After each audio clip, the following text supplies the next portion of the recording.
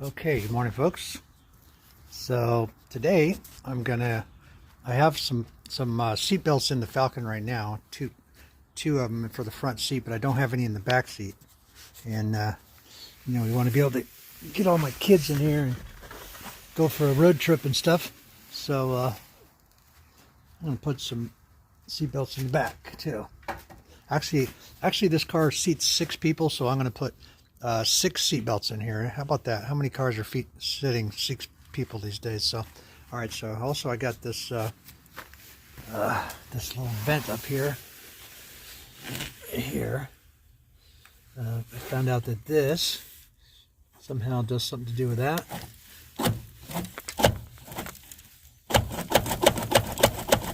And it's leaking all over the floor.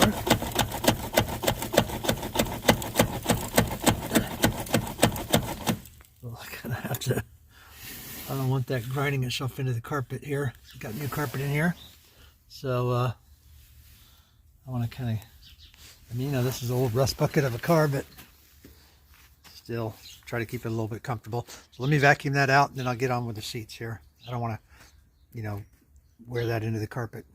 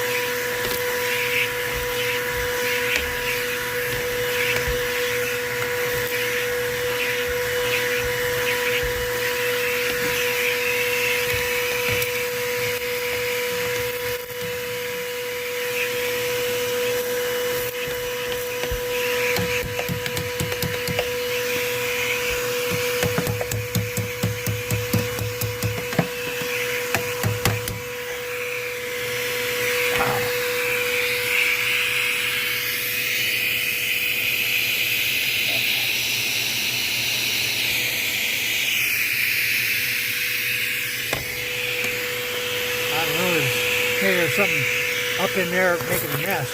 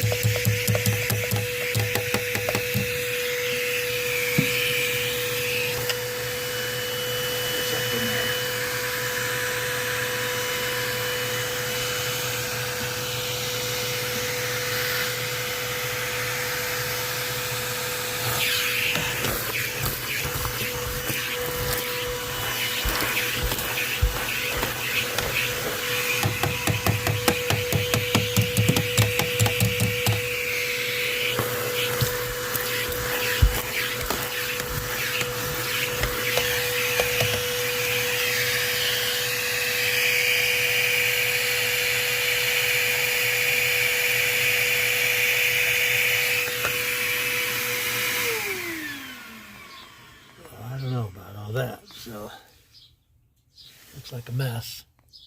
Like a fuse box there too. And it looks like it's missing some fuses. So that might explain why the power windows don't work. That's a joke. The power door locks. Yeah, they don't have anything. This car has absolutely nothing. It is so basic. This car is so basic. It has a 1-speed windshield wiper and a 1-speed fan for the heating. So that's pretty good there. Less things that go wrong. All right, so the back seat, I've had it out. I put some carpet padding that came with this used carpet. This used carpet came from someone who's had brand new carpeting in their house, and then their pipe burst and flooded it, so they took it outside right away. But it was a clean water. it dried out real good when they got their insurance company, and I got some free carpet. So, you know, I know it's not car carpet. People might say something about that, but I'll tell you what, if you saw this old Falcon before it had this, it was a pretty sad sight. So on these Falcon seats, you just lift them up in the front, and they have a little latch in there. They pop up like that. They come on like that.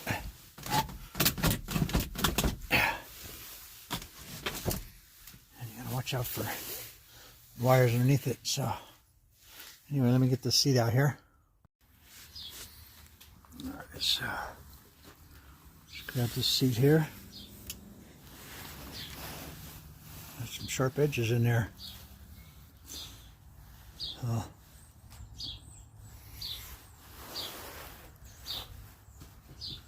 right, this thing out here. It is like 27 degrees out here too, by the way. Super cold. But it's a sunny day. Sunny day at 27 degrees. Looks pretty good. This is wintertime in Tennessee. We're about 25 miles north of Nashville. I think one of our road trips we're going to do a tour into Nashville. All right.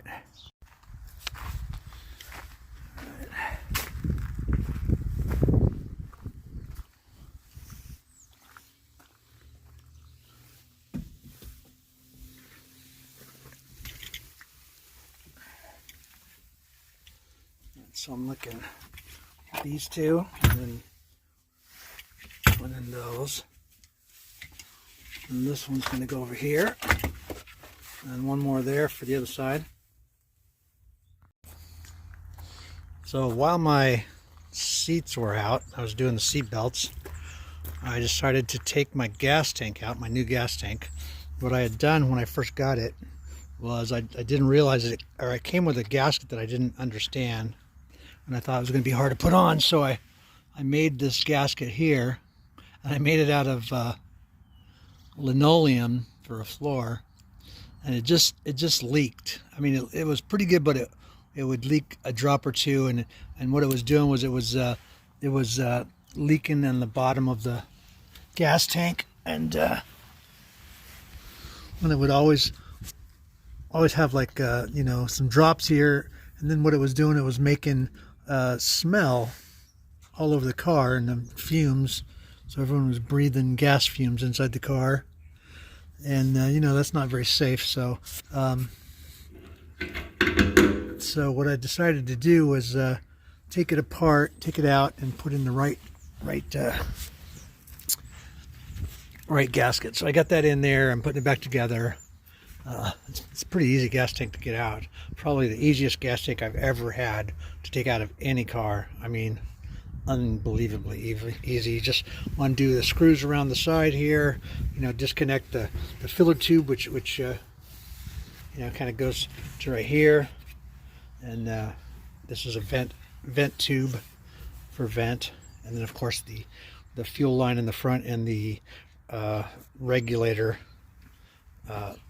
wire that tells you how much fuel you have in it. So anyway, putting that back together before, because what I was going to do was, you know, the screws were a little bit long on the seat belts, and I'm going to use a grinder to cut them off, you know, grinder wheel, and I didn't want the thing to like blow up. I'm just imagining, you know, what happens if this poor old Falcon goes up in flames. So that is not good.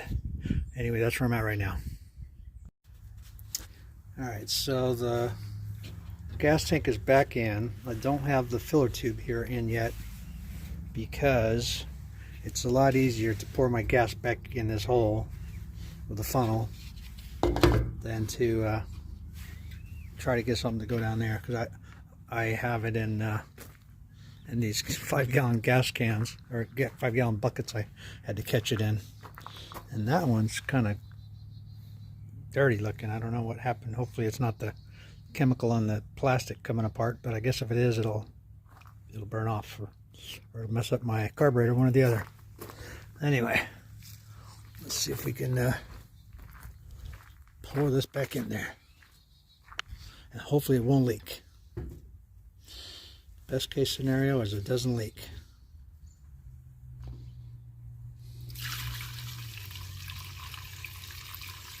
Look at that. That's nice and easy, huh?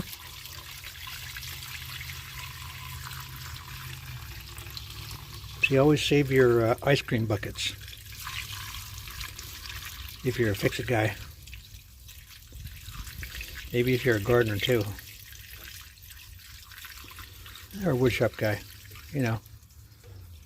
Get a little bit of dirt in there. Try to not get that in there.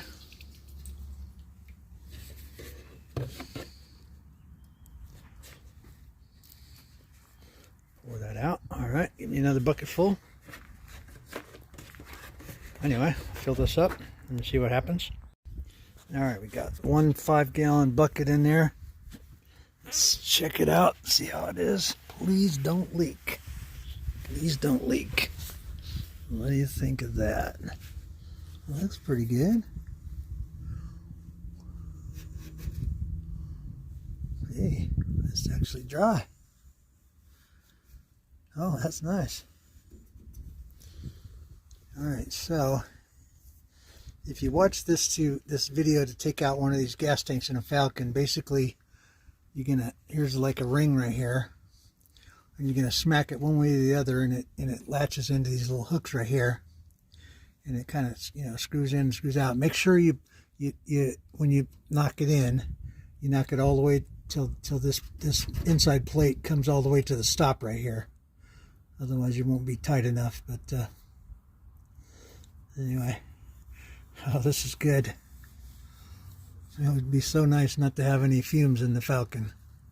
I mean, my wife, she don't like it because it stinks and, of course, it gives you a headache. And, you know how it is. But sometimes you got to do what you got to do. So anyway, okay, we're going to put the rest of it in here. Hopefully it won't leak. And maybe we can go for a drive. Alright, so I got the gas tank all back in. And it's been sitting for about an hour or two while I had lunch and talked to the neighbor. By the way, he's gonna take us on a trip around Greenbrier, showing us what used to be. So he is in his 80s, so that should make some very interesting video for us. So anyway, let's see if this thing is leaking. Please don't be leaking, because that would be the ultimate thing for this old Falcon here. All right, let's see here.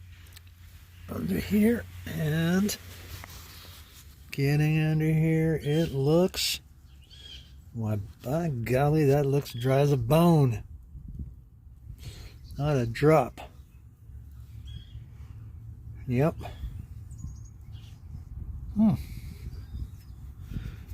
Perfect.